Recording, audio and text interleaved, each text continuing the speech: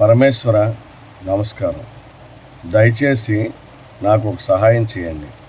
ఏంటంటే, మా టీవీలో సినిమాలు వచ్చే ఛానల్స్ ఉన్నాయి, పాటలు వచ్చే ఛానల్స్ ఉన్నాయి, గేమ్స్ వచ్చే ఛానల్స్ ఉన్నాయి, డిస్కవరీ ఛానళ్ళు, యానిమల్ ప్లానెట్, రకరకాల ఛానళ్ళు ఉన్నాయి. అలాగే కామెడీ ఛానల్స్ కూడా ఉన్నాయి. అదేనండి, న్యూస్ చెప్తారు కదా, కామెడీ న్యూస్ ఛానల్స్ ఉన్నాయి. ఇది కరెక్ట్ వర్డ్. అయితే నాకు కావాల్సింది ఏంటంటే, ఒరిజినల్ న్యూస్ చెప్పే న్యూస్ ఛానల్ కావాలి. దయచేసి ఏమైనా ఏర్పాటు చేయగలవా?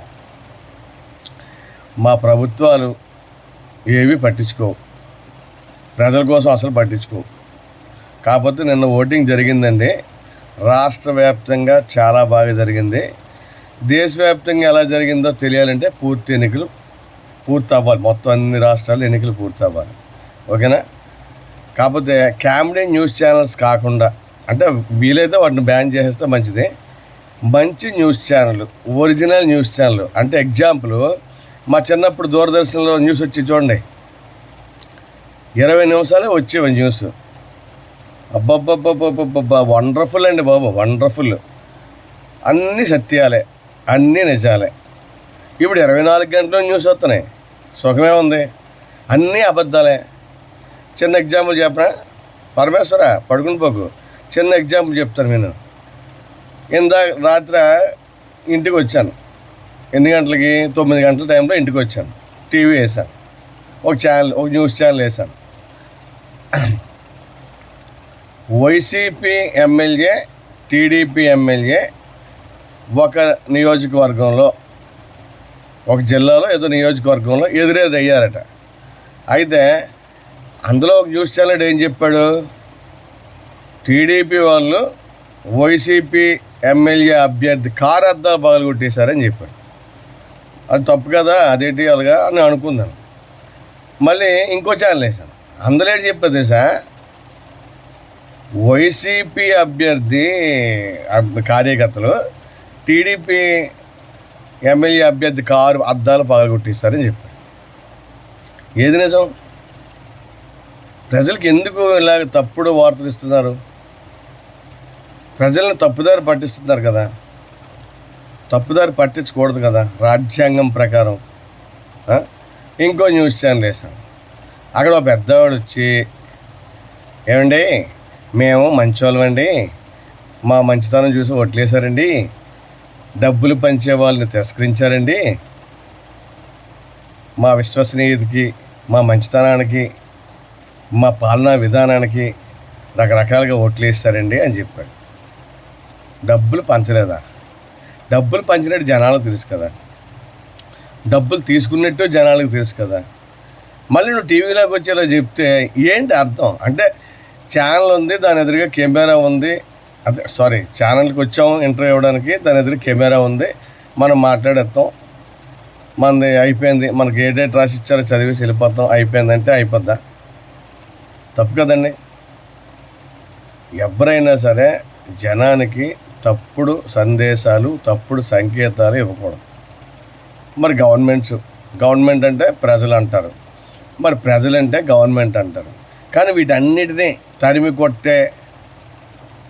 తరిమి కొట్టగలిగేవి ఎవరు? మాకు న్యూస్ ఛానల్స్ ఇప్పుడు ఉన్నవి మాకు నచ్చలేదండి, మొత్తం బ్యాన్ చేయాలండి. ఎవరికి చెప్పాలి? మాకు దూరదర్శన్ ఒకే ఒక న్యూస్ ఛానల్ కావాలి. అది 24 అవర్స్ ఇస్తారా, 12 అవర్స్ ఇస్తారా, ఎంత ఇస్తారో మాకు తెలియదు. మా చిన్నప్పుడు 9కో 9:30కో వచ్చేవాడిని న్యూస్ దూరదర్శన్లో. దానికోసం జనాలు వెయిట్ చేసేవారు, కరెంటు పోకూడదని మొక్కునేవారు. ఓకేనా? అర్థమైందా పరమేశ్వర? అలాగా మాకు అలాంటి ఒక న్యూస్ ఛానల్ కావాలి. కామెడీ న్యూస్ ఛానల్స్ వద్దు. జనాల్ని తప్పుదారి పట్టించే న్యూస్ ఛానల్స్ వద్దు. ఆంధ్ర అయినా కాదు, ఇండియాలో ఏ రాష్ట్రమైనా బాగుండాలి, అందరూ బ్రతుకులు బాగుండాలి. ఈ న్యూస్ ఛానల్స్ వల్ల సోదరభావం దెబ్బతింటుంది. పక్కింటోడు ఎదురింటోడు, పక్క వీధోడు ఈ పక్క వీధోడు దెబ్బలాడేసుకుంటున్నారు. పోనీ అలాగని వీళ్ళకి ఏమైనా బాగోలేదో లేకపోతే చావు బతుకుల్లో ఉన్నారంటే అభిమాన రాజకీయ నాయకులు కానీ అభిమాన హీరోలు కానీ వస్తున్నారా సాయం చేయడానికి? వచ్చి ఎవడో పట్టించుకోండి. ఈ మధ్యకాలంలో హీరోలు కూడా చెప్తున్నారండి ఫంక్షన్స్లో, ఒరే గొర్రెలు మేమంతా హ్యాపీగా ఉంటారా, కలిసే మందు కొడతాం, కలిసే తిరుగుతాం, భుజాల మీద చేతి తీసుకొని తిరుగుతాం, మీరేరా హీరోళ్ళు మా గురించి కొట్టేసుకుంటున్నారు, మా గురించి చొక్కాలు చింపేసుకుంటున్నారు అని ఒక అడుగు ముందుకేశారండి. కానీ రాజకీయ నాయకులు మాత్రం అలా చెప్పట్లేదు. కొట్టుకోవద్దురా, దెబ్బలాడుకోవద్దురా, ఎవరికి నచ్చిన పార్టీ వాళ్ళకి వేసుకుంటారా ఓట్లు, వద్దు అని అంటలేదు. డబ్బులు విరజిమ్మడం, మద్యం ఏరిలా పారించడం, గొడవలు గోళ్ళు. నిన్న న్యూస్ ఛానల్ చూస్తా అండి, తప్పు ఒప్ప నాకు తెలియదు, చెప్తాను. ఏ ఛానల్ చూసానో గుర్తులేదు, ఏ ఏరియా గుర్తులేదు. కొంతమంది కార్యకర్తలు, అంటే ఎవరి కార్యకర్తలు అనేది పక్కన పెట్టండి, కొంతమంది కార్యకర్తలు రౌడీల్లాగా అవతల వాళ్ళని కొట్టడానికి వెళ్తుంటే పోలీసులు వెనక నుండి అదుపు చేయట్లేదు. ఎవరైతే కొట్టడానికి వెళ్తున్నారో వాళ్ళని మక్కలు ఎరగొట్టి పక్కకి తీసుకెళ్ళట్లేదు. వాళ్ళ వెనకతల రన్నింగ్ రేస్లో పాల్గొంటున్నట్టు పరిగెడుతున్నారు అంతే. చూడండి, రన్నింగ్ రేస్లో ఉంటాయి కదా గేమ్స్, ఈ రన్నింగ్ రేస్లో పాల్గొనే వాళ్ళు పరిగెడుతుంటారు, అలాగే కెమెరామ్యాన్ కూడా పరిగెడుతుంటాడు. అలాగా వీళ్ళు వెనకతలు పరిగెడుతున్నారు తప్ప భుజం మీద చెయ్యేసి బయటికి లాగేసి ఎవ్వట్రా మీరు ఎలక్షన్ సజావుగా జరగాలి మాద బాధ్యత అని అంటలేదు. ఏం చెప్తామండి?